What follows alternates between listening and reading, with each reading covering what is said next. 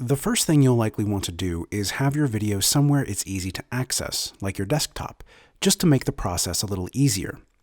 Once you've done that, open PowerPoint. In order to embed the video, you'll want to start by going to the Insert tab in PowerPoint. Then, click on Video on the right-hand side of the ribbon. A small drop-down box will appear, allowing you to choose a video file from your computer or something online.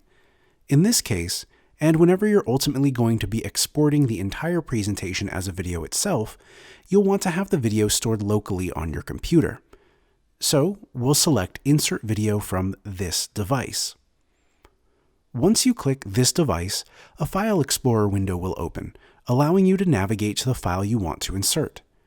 When you've selected the file you want, click Insert. The video will likely appear as large as your slide, but you'll see that it's surrounded by resizing dots. Using one of the corner dots, resize your video so you can move it to where you want it on the screen.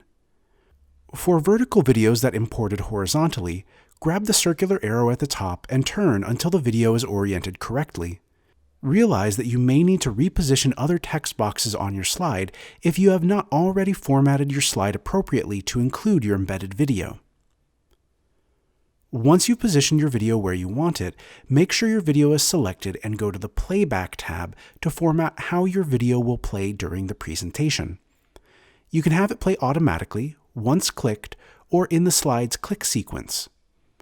For PowerPoint presentations that will ultimately be exported as a video, you'll likely want it to play automatically.